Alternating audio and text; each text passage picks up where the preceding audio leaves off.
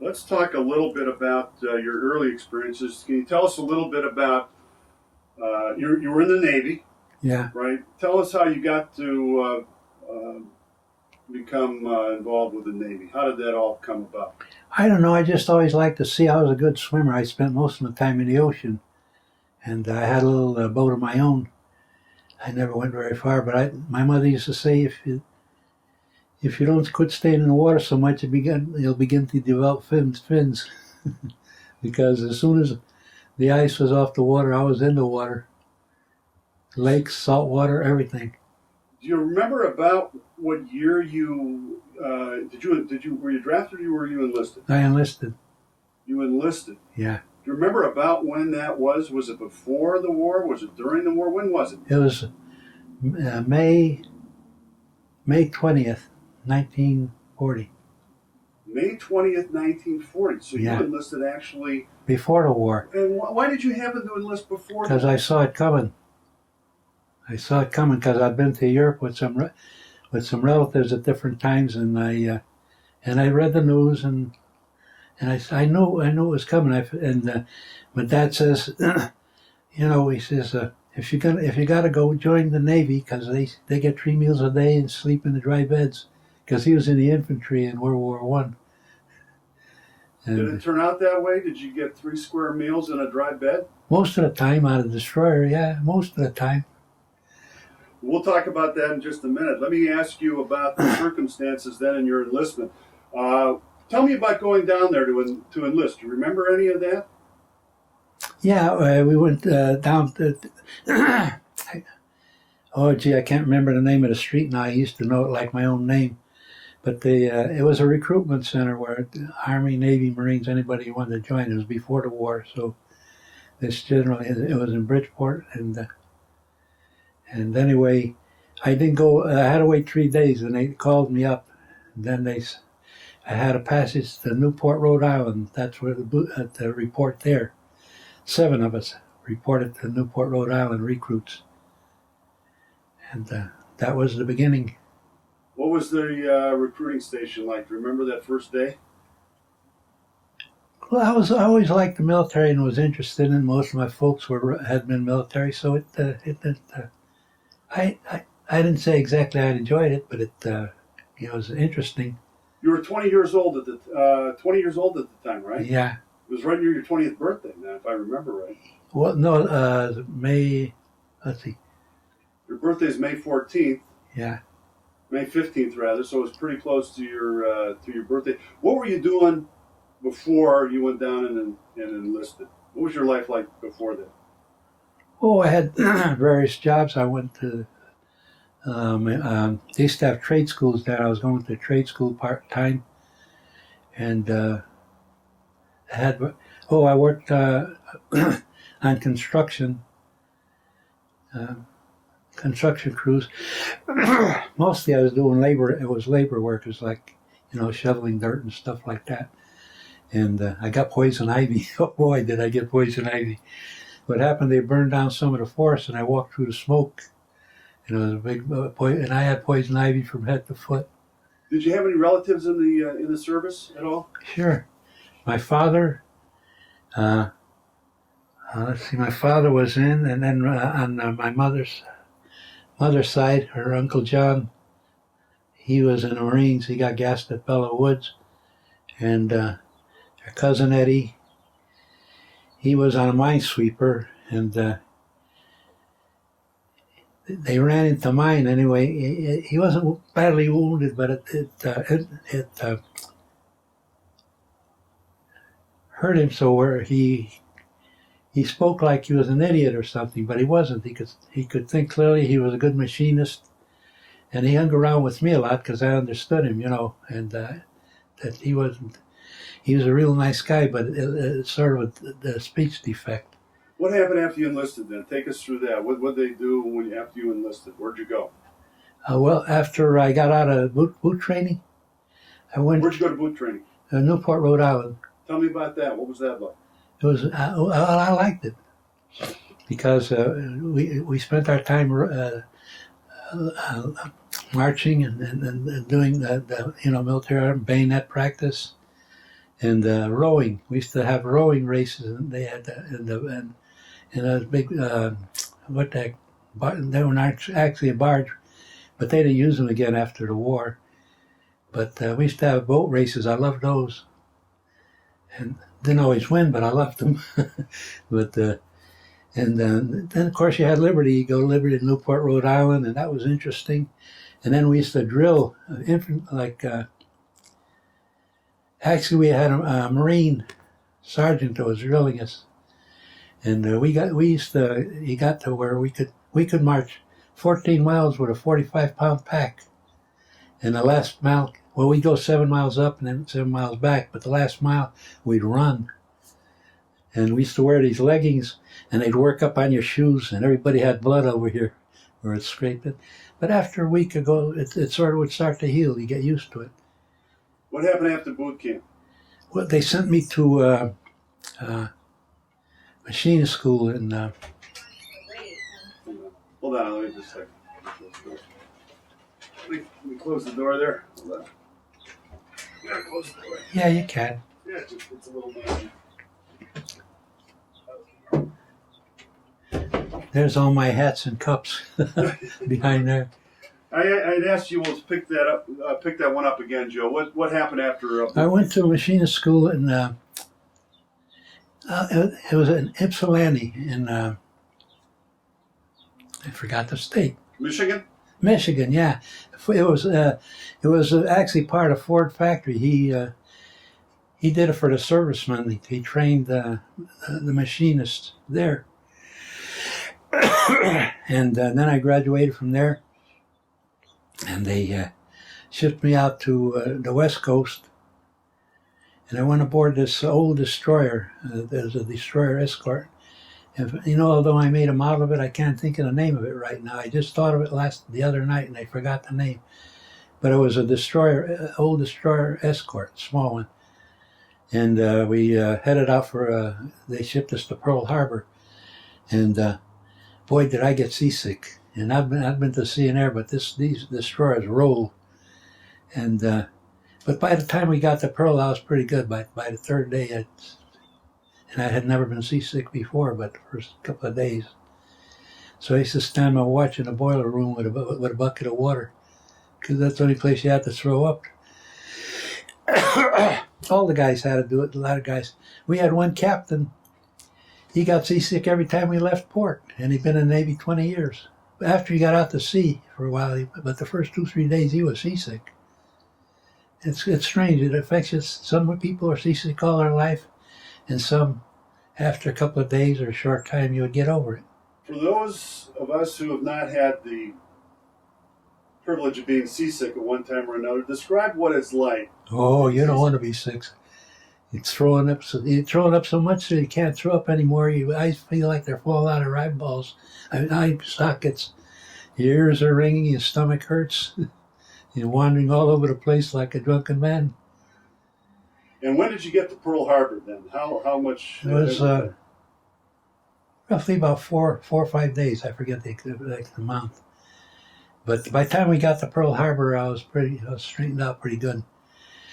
And when we got to Pearl Harbor, they transferred me to the.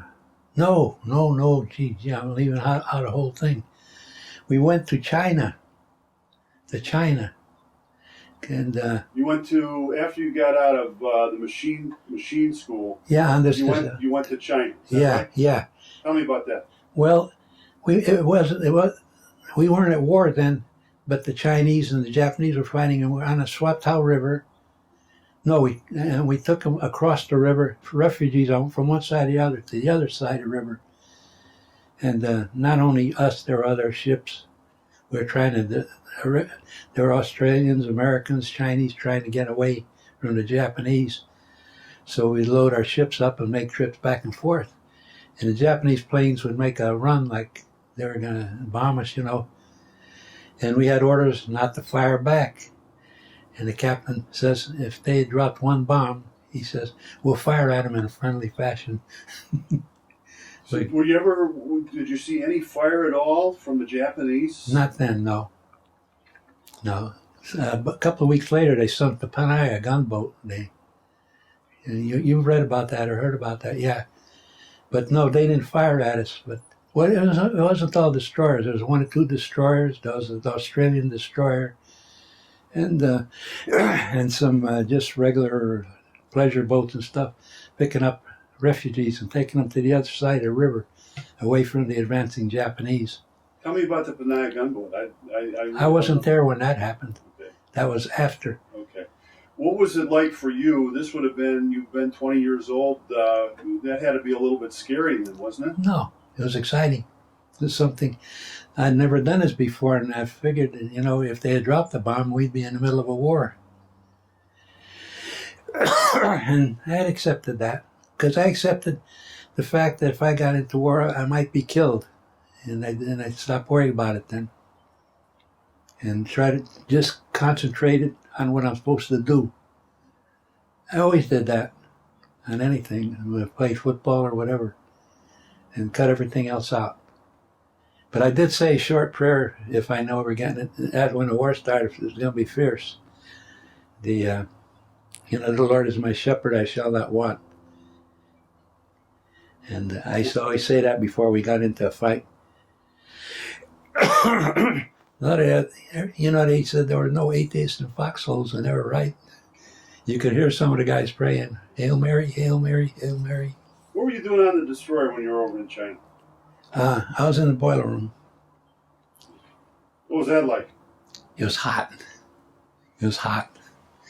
They didn't have, they had blowers, but they're blowing in the hot air from outside. And your boilers, it used to be about 100, 120 degrees in there. The deck plates would get hot. You'd be stepping on one foot to the other. But it was only like a 4-hour watch, and then you were relieved. Take us then to Pearl Harbor. When did you go to Pearl, and describe what it was like when you got to Pearl? Well, we came back to Pearl. It was about a week after that. I can't remember for the early day. Then they put me aboard the Dixie. There was no fighting going on then yet. They were just over in China, in Europe, but there was nothing. Want some water? No. Okay. Go ahead. It does this all the time. Go ahead. Darn it, Joe. Can I get you something? Nah. Okay. I do this all the time. Okay, we'll take a little coffee. There's no hurry. We edited it down. And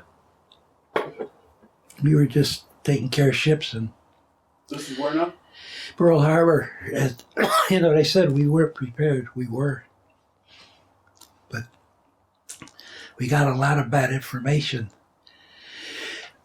Like the Ward was out there, she sank a fleet sub outside. Hold on a second. Let me get this. The destroyer Ward. It's falling off a little bit here, Joe. I'm just going to grab this. Just a second. I hate that. Well, we all get a little bit coughed up. Okay.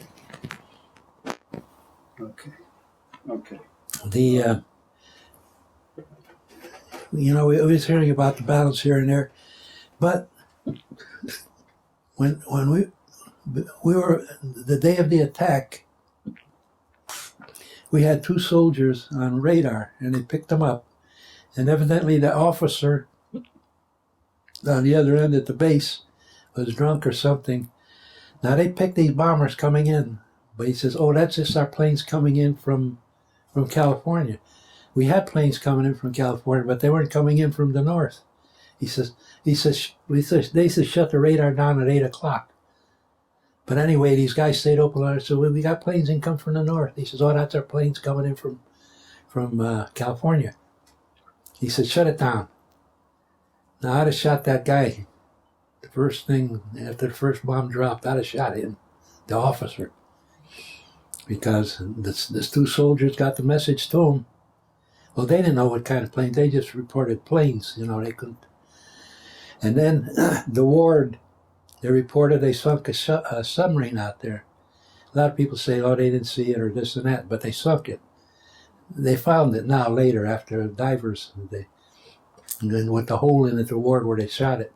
And they called the information center where they were gathering. And the lieutenant commander got the information, and he called the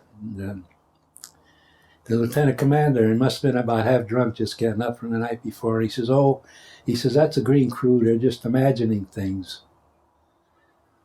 What was it? Where were you? Describe where were you at that time on that December 7th down in Pearl Harbor? Oh, Where well, were you and what were you doing? Well, I had been transferred from the Dixie to the Whitney, the USS Whitney, because the Dixie was going back to the States for, they rehaul it every so often. So they transferred me to the Whitney, which was another destroyer tender but smaller. And I was on the Whitney when they came over, and they flew directly over us. Where were you? Were you on duty at that time, or what were you doing? I was washing mess trays in the mess galley, but I got up and I heard some of the bombs drop, and the chief run down. He says, "This is no drill," but we only had like 850 calibers on the Whitney, because it's a small ship. It was a repair, destroy, and supply, and we had 2 3-inch guns. They only had a 25-degree elevation, but on the report. And one report says we had 850 caliber cannons on it. And I nearly fell off the chair reading that report. If we had 5-inch guns, holy smokes, they were coming right over us. Tell me what you saw when you came up from the galley. Well, I saw ships already, some were already burning, and my other job was I wasn't on one of the guns, I was assigned to it. But they were eating ammunition like crazy, and I was running down to the magazines. Well, all of us were, and bringing up more 50 caliber stuff, and breaking open the cases, and to keep the guns firing, because they were. I think we did knock down one plane, but with 50 calibers, you'd probably just shooting holes in the wings. And with our 3-inch, with a 25 elevation, as low as they were flying, we could have fired at them, but if our forward gun fired, it was aimed toward Ford Island. If we missed them, it would land. We couldn't fire because we'd be hitting our own people. And but we weren't that. We were ready, but they blamed the admiral and general in charge, which was a farce. The blame there was 3 guys I would have shot. The guys that were receiving the messages and not giving them right, because they were getting the messages from the guys that were supposed to, from the radar men, from the destroyer, and all these places. And I'm curious, who told you that? I knew that. I talked to the guys. I was there. I mean, I knew that Ward was out there, and I knew the guys that were on the radar. Everybody knew about it. And I don't know if these officers got reprimanded, but the admiral and the general, if they'd have got all the messages, we wouldn't have been caught off guard. And I don't know why they court-martialed them. If they'd have got they can't act unless they get the word. Did you lose any buddies then? On the Whitney? No. We had 5 destroyers tied up alongside too, and they couldn't get underway right away. If they'd have hit us, they'd have wiped us out and the destroyers, because we were a supply ship. We had 118 torpedoes, 55,000 rounds of 5-inch ammunition, and 50,000 gallons of airplane fuel. We'd have been one big bomb if they'd have hit us. But the dopes went after instead of going after the supply ships and all that, because, after they gave up, there's going to be a 3rd wave, but they never came in. We didn't know it. But they started, the first wave, they only lost about like 8 planes.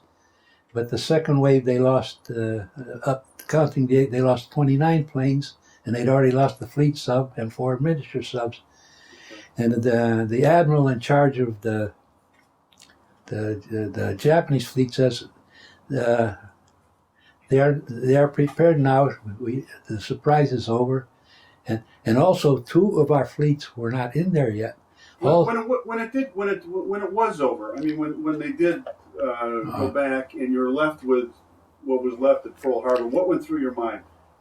Well, at that time, confusion. But after the 3rd attack, they took 150 men off the Whitney.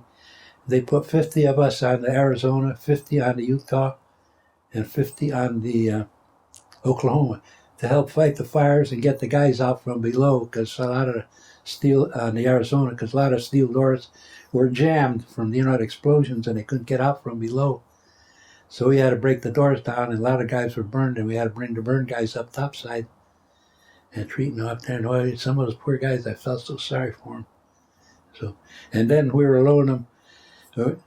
We were smearing grease on them and trying to get them bandaged up, and then we lower them over the side. The long boats were out there, and they would take them to the hospital at the beach.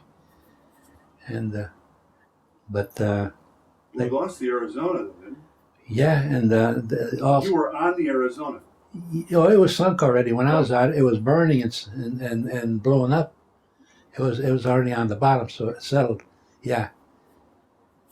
And they were sending rescue parties from the other ships, and we got the 150 group. When I brought it to Arizona, I was among the guys.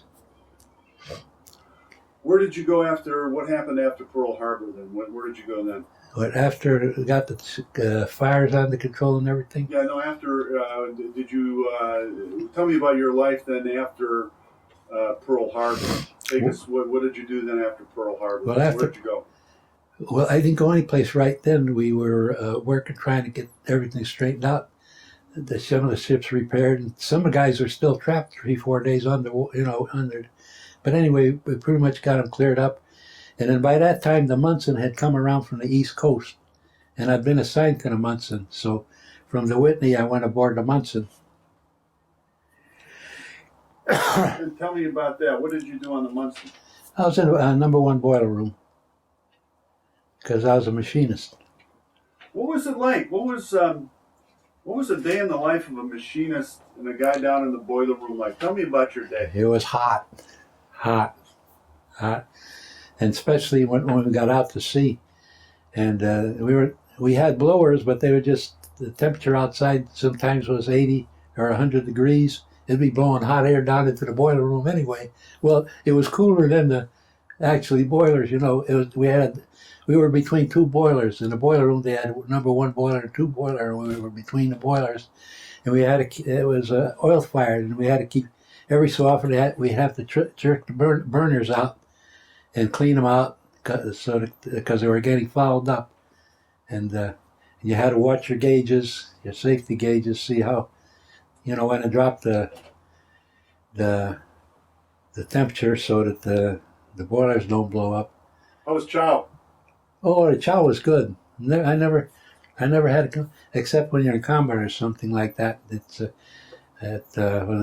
chow was good on the destroyer, and then in between time I went to gunnery school again to brush us up on the 50s and the 20s, and so then I wasn't assigned to I was assigned to the schools, but not there permanently. We went back aboard the Munson, and where the heck did we go the first time? What you got? Out of curiosity, what did you do for Liberty? I mean, what did you do on the ship when you had some time to yourself? Play cards, talk, write letters, and once in a while we'd get an old movie, watch the movies. But usually we were busy, especially after Pearl Harbor, and the gun drills increased and everything, faster, and by the third day, if they had stayed, our other two fleets would have come in, Halsey and his other fleet with the aircraft carriers, because they'd been out to other islands delivering planes, and they got back there about the fourth day after Pearl Harbor. They came in, and with Halsey and his carriers, if they'd have caught the Japs out there. Okay, so you're on the Munson after Pearl Harbor. Where did you go then? To escort the Hornet on a Tokyo raid. At that time, I was in charge of the magazine under number 4 gun, Okay. and we got word. We didn't know where we were going. Just grab that. Yeah. Just grab that from you. Okay. All right. They We Go are on, ahead. This is where now? where? Yeah, this is where? Where are you now? We're on our way to join up with the Hornet, Okay. and I didn't. We didn't see her no much because we had sealed orders. Our captains didn't know where they were going until we got within 600 miles.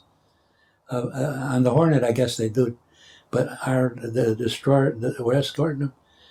Oh, we know we were going out on a job, and about 600 miles from Japan, they passed the word. It says, "We're going to Tokyo."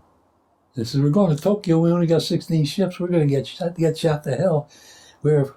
We're about 1,500 miles within Japanese territory. There are all Jap ships around us, and but they passed word over the loudspeaker. We're going to Tokyo. The Hornet and the bombers will be bombing Tokyo, and we're thinking, where the hell is the Japanese fleet? We were right in the middle of them. Not three. There were three.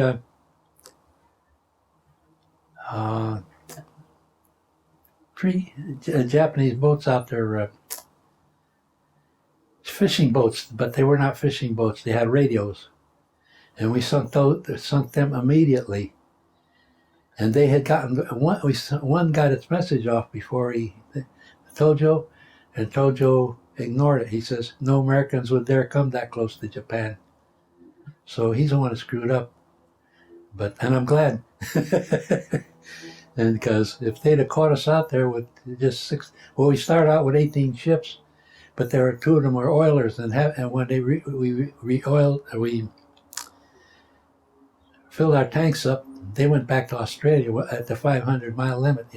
Only the 16 ships were there. The destroyers, they had no battleships. They went at just fast ships, cruisers, tin cans, and the 2 aircraft carriers.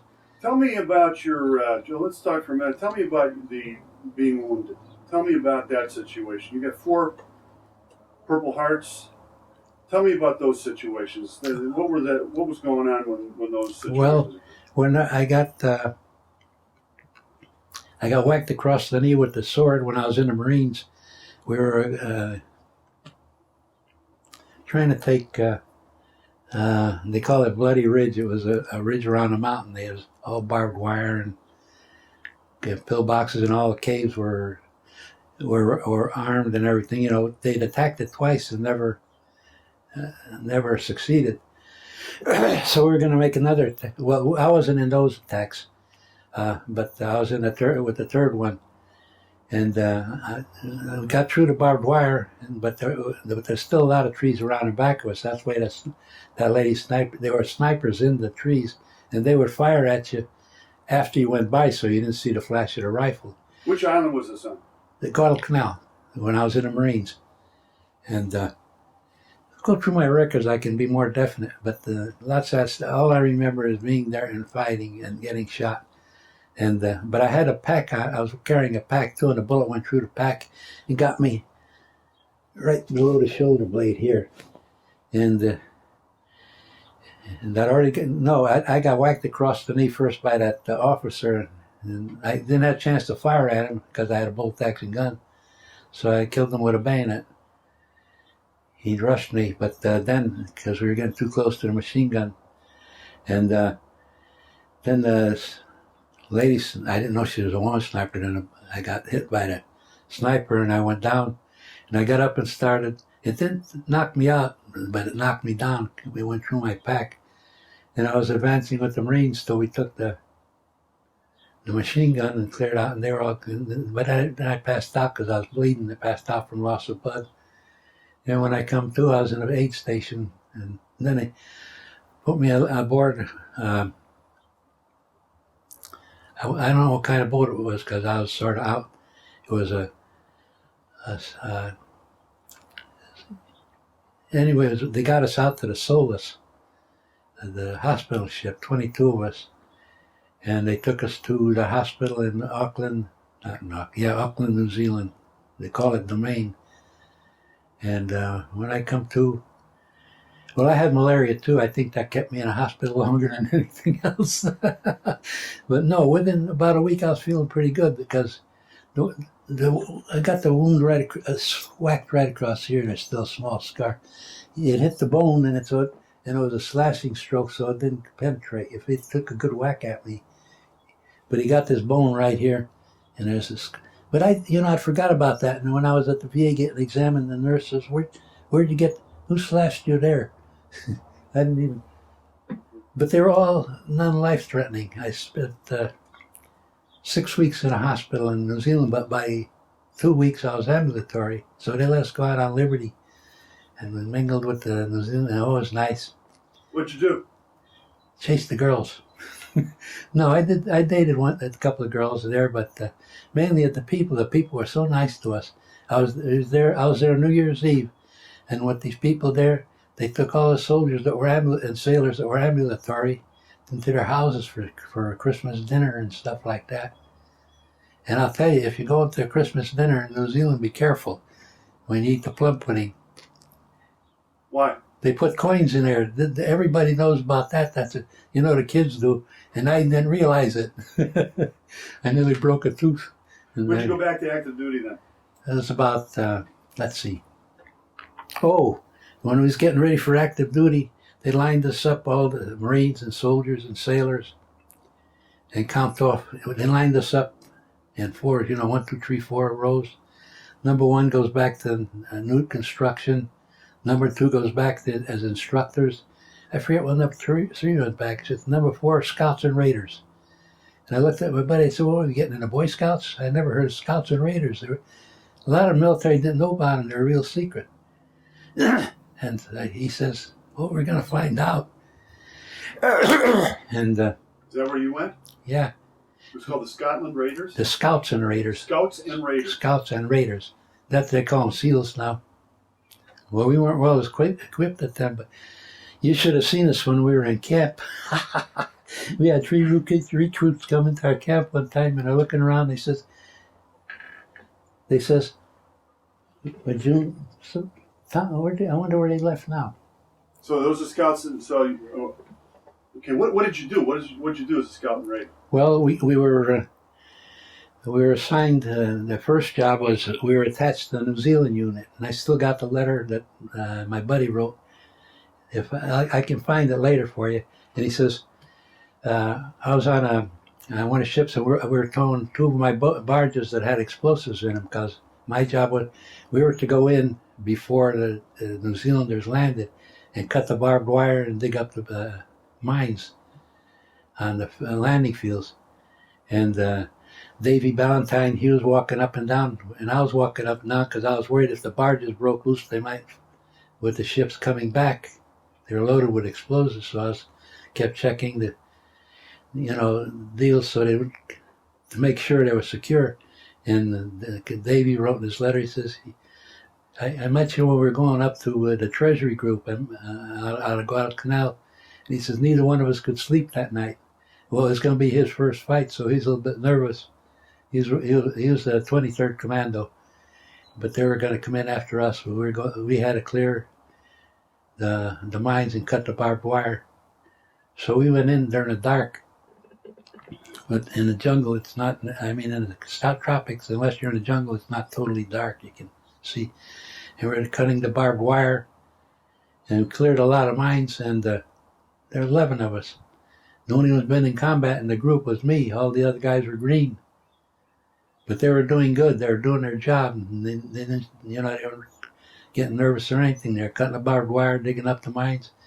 And come day, it started to get daylight, and the Japs opened up on us. They spotted us. They killed 4 guys and wounded 1. But we got the other wounded guys back down to the boat, to one of the boats. We emptied the explosives out and left it on in the other boat, which had explosives. But we put traps in there. If they move anything, the mines are going to go off. And you got wounded again, though, did you not? Yeah, on that same island, but not in that fight. How did you get wounded? This would be the 3rd time then? Yeah, I got stabbed in the chest. How'd that happen? After we had landed on Mono Island, we were and they had more that B had occurred. They set us out to see if the Japanese were retreating, and they sent an 8-man group out to and we had an army officer with us. He's still my buddy. He's the richest guy in Oklahoma City. Well, when I was in Oklahoma City, he did all my I could do anything I wanted. But anyway, he wasn't supposed to fight. He was supposed to observe, but he had a BAR. So there was 8 of us in the group, and we ran into 8 Japanese. They ambushed us. I got caught off guard. It was my fault. I was supposed to have a point. And it was a knife fight, and he stabbed me here. The one of them jumped on me, and he got this. What was lucky is he didn't turn the knife sideways. He didn't get between the bones, so you can still feel the scar I got. I was bleeding and it looked bad, but it didn't go deep. But he got me under the arm again. And I figured I'm going to have to kill that guy before he kills me, and I couldn't get to my knife, so I grabbed a rock. We were rolling around on the ground, and I smashed his head with a rock. Huh? No, it's not. I'm just going to readjust this. Oh, That's okay. You just move that a little bit. That's okay. Yeah. That's where the scar is. No problem. You got your fingers on him. Okay. Don't hurt, though. No. Okay, imagine by this point. No. And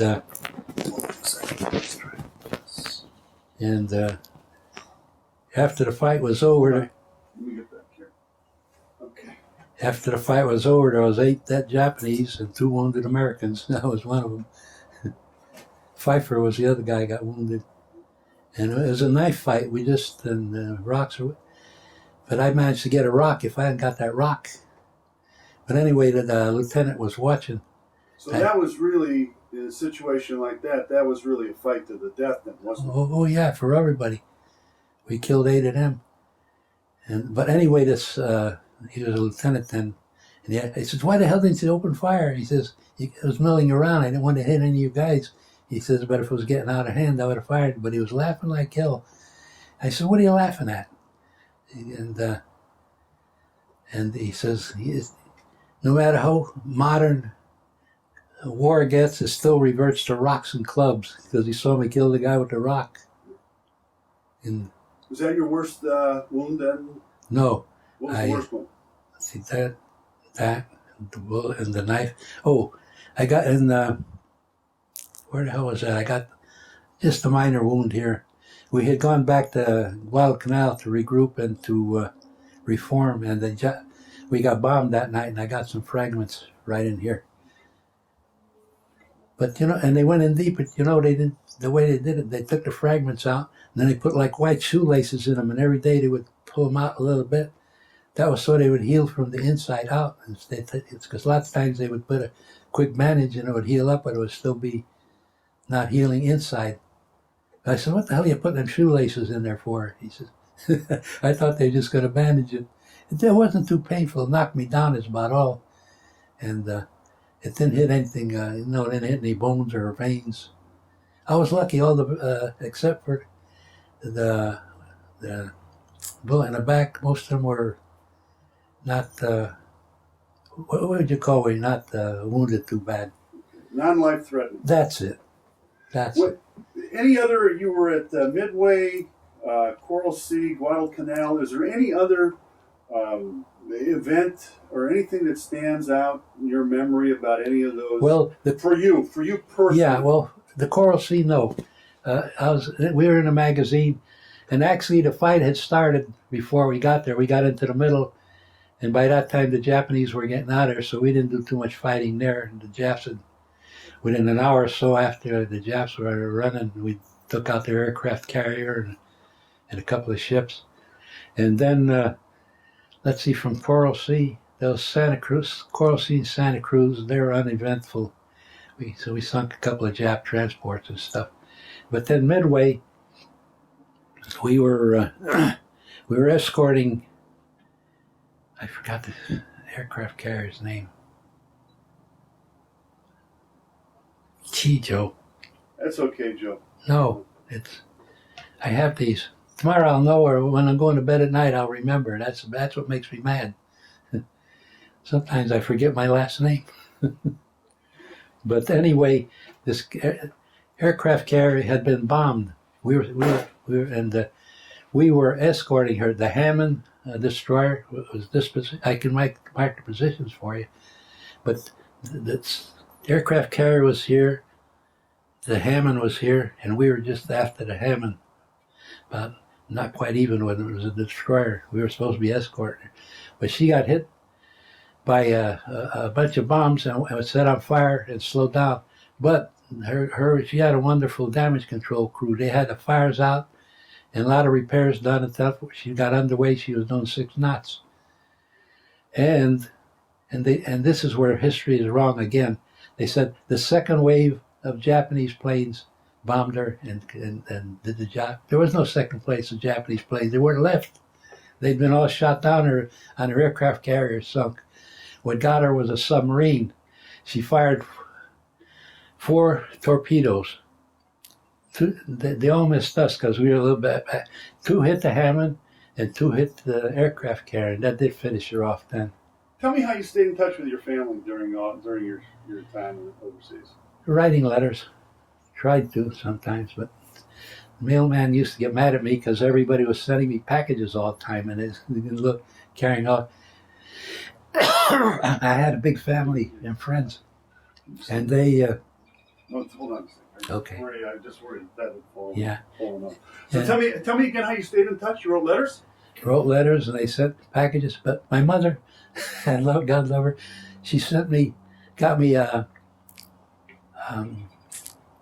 the Bridgeport Post every day, And when it got there, 30 days of papers.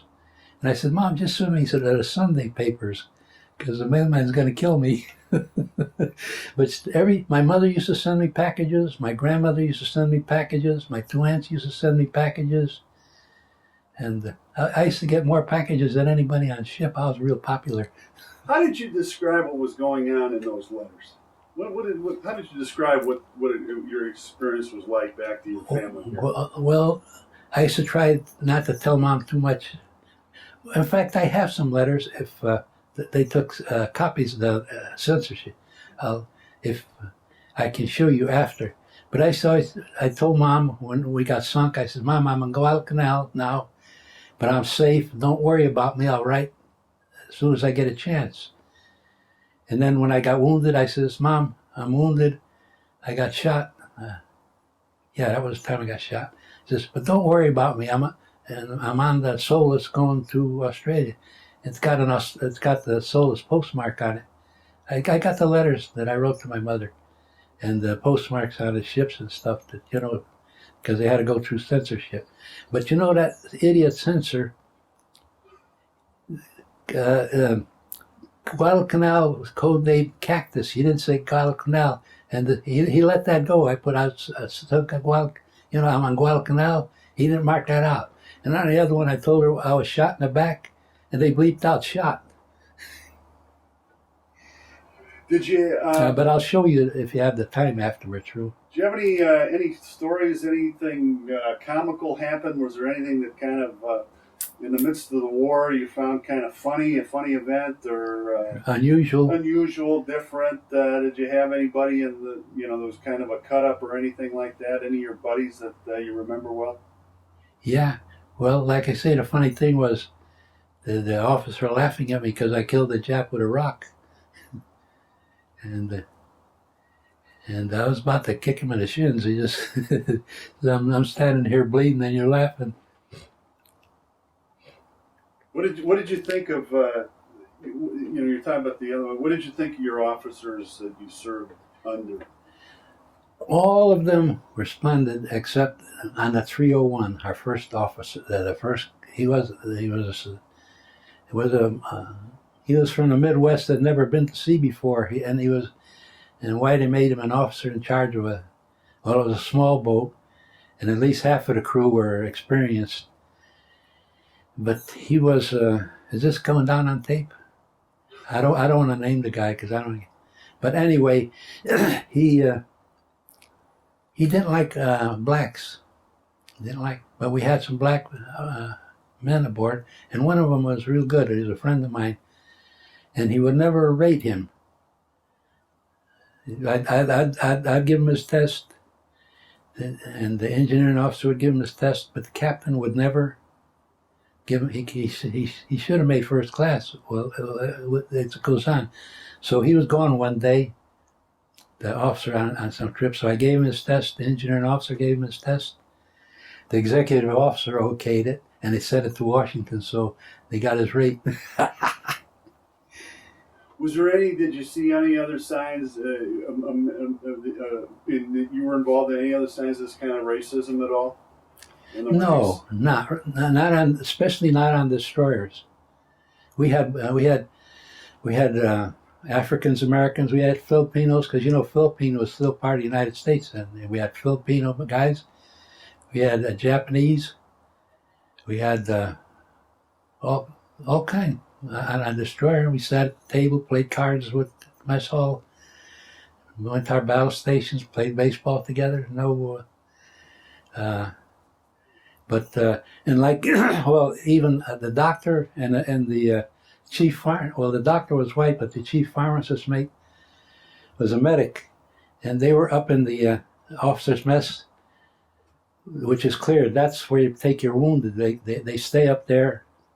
To bring the wounded in officers' mess, they use the tables they set up for emergency. And he got killed when the officers' mess was hit. Killed the doctor and the chief pharmacist. And he was an African American. And then friends, he and I were in that small group that were swimming around waiting to be picked up. Where were you when you heard that the war was over? on that 301, we're going. Hold on, I'm going to ask you one more time. I hate to do this. I hate to do this. Oh, I keep. No, that's okay. No, it's just. Don't worry about this. I'm just tucking it in because I want to get your answer. But okay, that's what I see. People are editing this. And why does that guy keep jumping in on it? I just don't want that. That's okay. Pick up your son. So my question again was, Joe, where were you? What was the situation when you heard the war was over? Well, the situation was. They're getting a fleet together to invade Japan, and we were going to be in it on third wave. We had 3 tanks and 40 Marines. That's at 301, and halfway to our point where we got together, they passed word that Japan was going to surrender, and it sounded like 4th of July. Everybody was firing off the 20s and 50s, flare pistols, and there's another Curtis and Kurt. I get them mixed up all the time. 2 buddies. We were standing at the rail, and I was struck dumb. I didn't say anything. I didn't know what to think. And he was looking out to sea, and he looked over at me. He said, "You too?" What'd you do afterwards? Afterwards, we joined the invasion fleet, which was no longer an invasion fleet. We went into Tokyo Bay. To accept the surrender. What was that like for you? Sort of an anticlimax. we sailed into there, and there was Japanese ships tied up to the, but they were in bad damage.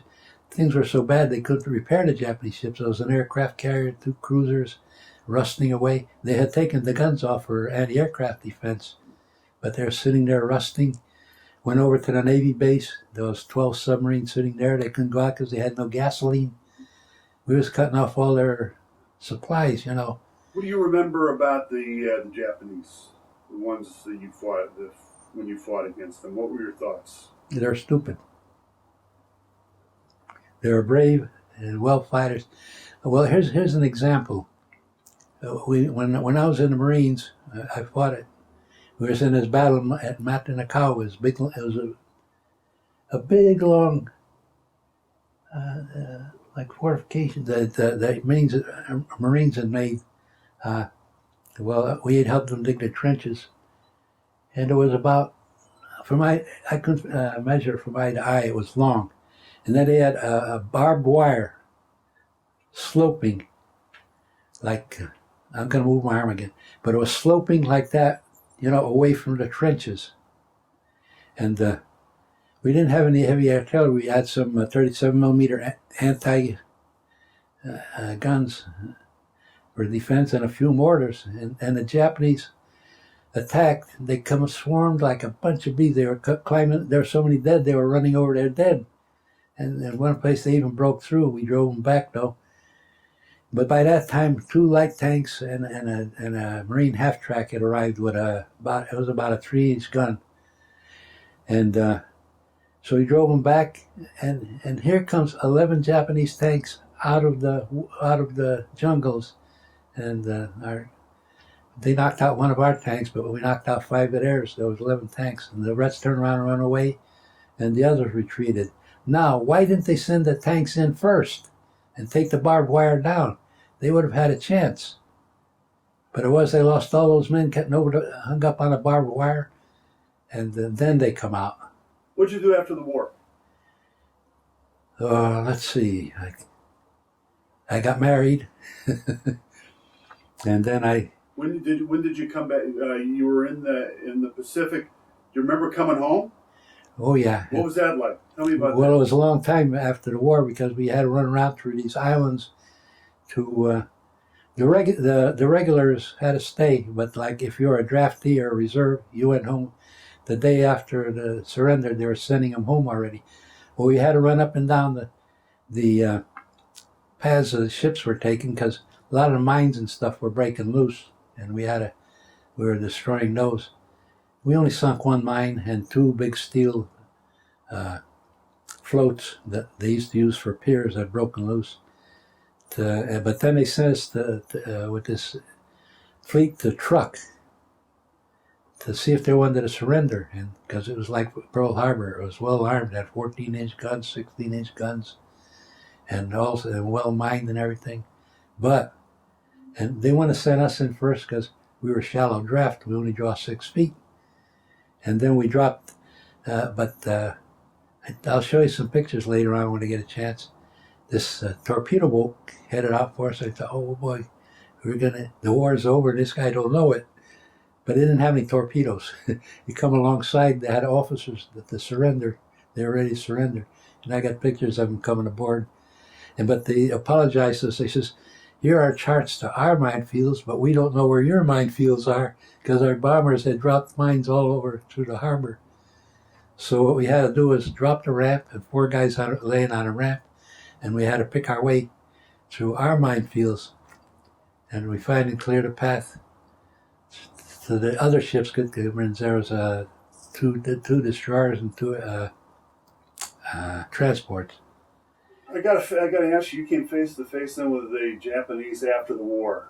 The war had ended, correct? What did you feel about them after you know? The ones I truck, I felt sorry for them. They were just bags of bones. They had no food, no medical supplies.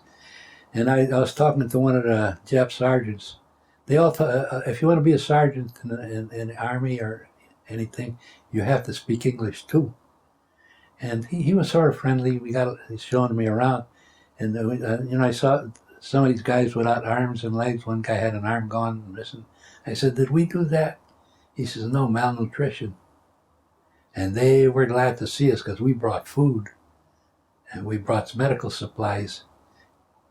And I have some pictures of these guys coming aboard, the ones that still had 2 legs, carrying off bags of rice and canned tuna and all sorts. And this sergeant and I were sort of friendly. We stuck together for about 3 days. He showed me all over the place. He could speak English. But like I said, he says, you didn't do that. Jap malnutrition did it. They'd get sores and you couldn't treat them. When you came home, do you remember the reception you got? And where was it? I didn't get any reception. I come home at 3 o'clock in the morning, so I slept in a railroad station in Bridgeport, and then I got a taxi cab home. Well, my stepfather wasn't home from overseas yet, and I come walking up. I start walking up the stairs. I had a glass door, and I was burned brown for being in the Pacific. And Mom was saying, "I wonder what that colored man is coming here in the Navy uniform." And when I opened the door, she was getting all excited, nearly passed out. And And they were throwing parties for me and all that, and I couldn't take it because I like small groups a lot, big mobs of people. I was getting to me, and then I brought my wife home from Oklahoma. We stayed in Connecticut for a while, but she wanted to go back to Oklahoma, so I had another party then. But I'm not a party man. I just like sit around like you and me and talk. What'd you do after the war? You get in a profession? Did you go back to school? What'd you do? No, when I first got to Oklahoma, I worked in a steel mill because I wanted a job. I took the first job I wanted. I didn't look around. But while I was working in a steel mill, I was looking for a job. So I got a job. My neighbor next door says he was on a GI Bill, and he'd been working for an optical company. He says, Joe, why don't you go to get in the optical company and get this GI Bill? I went to college. I went to school 4 days in the morning. I worked in the optical shop. It was a big optical shop for 4 days in the afternoon. And military paid half my pay, and the optical people paid half my pay. And I made a career out of that. I liked it. It was a little complicated at first, but Do you go to any reunions, Joe? Did you join any organizations? Yeah, I used to, but over the years, the guys had died off. Like I joined when I first joined, I joined the American Legion, and boy, when I joined, we had like 150 guys, and over the months it started. And about 2-3 years later, there's only 3 guys in there, sick or moved away, finally disbanded. And like our unit, the Purple Heart, we were down to 5 men, but now we're getting guys from Iraq and Iran, and then the guys are coming in from the fought at Vietnam. Al was in Vietnam. And Al was who now? Al, I think he the one that recommended you. Could be. Al's one who told me about you guys. Do you know him? No, I don't know Al personally. No, Oh. I don't know Al. Well, he's a hustler. He's a heck of a nice guy. When you look back upon your service, the years that you were there, which would have been, gee whiz, from 40 till 45. Yeah. Right. Those 47. till 47. Was Yeah. it 47 when you got? It was 47. Yeah, because I joined up for 6 years.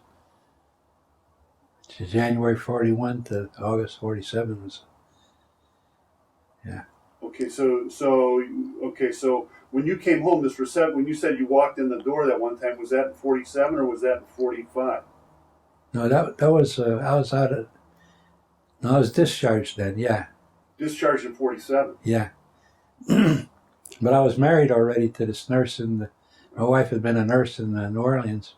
You hadn't seen your family then back here for those 7 years. No.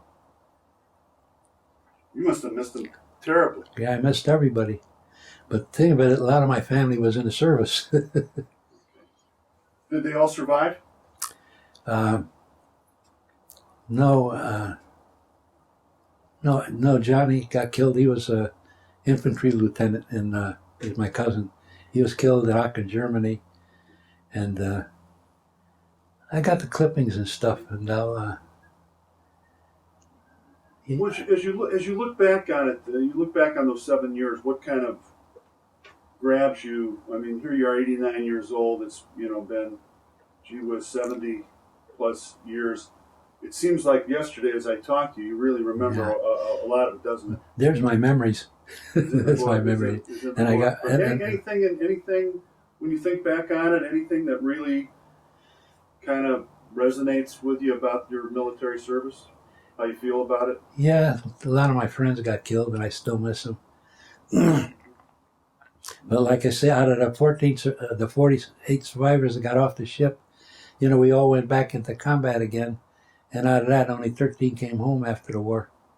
A lot of the others were killed off during different combat things. I could have been. But I had just a target practice. They didn't want to kill me, I guess. Your father said join the Navy, you get 3 square meals and a bunk. And a dry place to sleep. And a dry place to sleep. Because, you still think you made the right decision? Yeah, I like the Navy. I like the ocean anyway, and I like swimming. I liked the ocean. To me was like a second home. I always felt at home in the ocean. And I took a course in deep sea diving because every ship had to have a diver, qualified diver, and to get 50% extra base pay. So, any regrets? No. That's a few things I've done differently, but no regrets. But actually, a lot of time I was happy in the Navy with my buddies and stuff, and running around playing baseball. And when we got to Hawaii, before Hawaii, nobody knew how to surf here. That's where it all become. We brought all that back. All the surfing started from the troops that were. And I enjoyed surfing. I nearly killed myself a couple of times, but I enjoyed it. Joe, is there anything I left out? Anything that you said is right now you said that we should have talked about this? Anything you can think of immediately off the top of your head? Mm-hmm. And we got a lot of stuff we'll take a look at in the books and stuff like this. But is there anything in your life back in the service that is really memorable for you that I didn't ask about? No, well, most of it was, like I say, surviving the fights and seeing some of your buddies that weren't killed and that you might have thought were killed, and losing a lot of good friends. Well, thank you for talking to us, to me especially, and most of all, thank you for your service to the country. Right. Well, there were 3 million of us, so I'm not any different than the rest.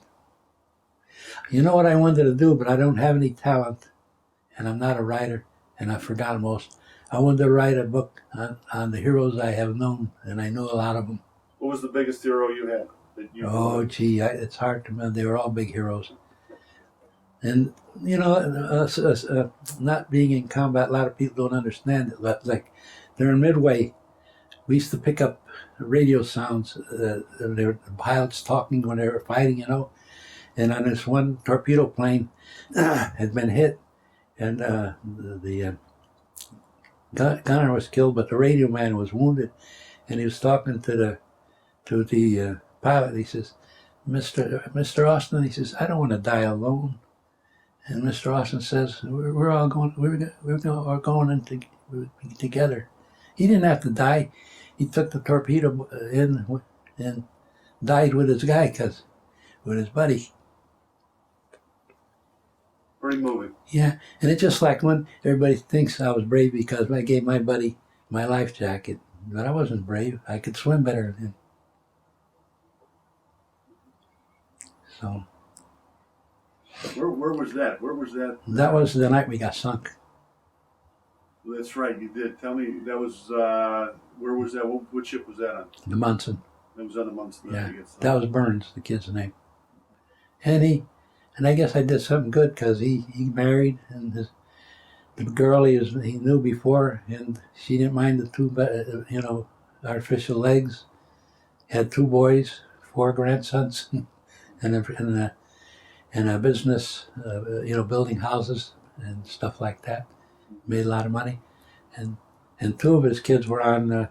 One of his kids and one of his boys was on This Old House. If you ever watch it, it's one of them.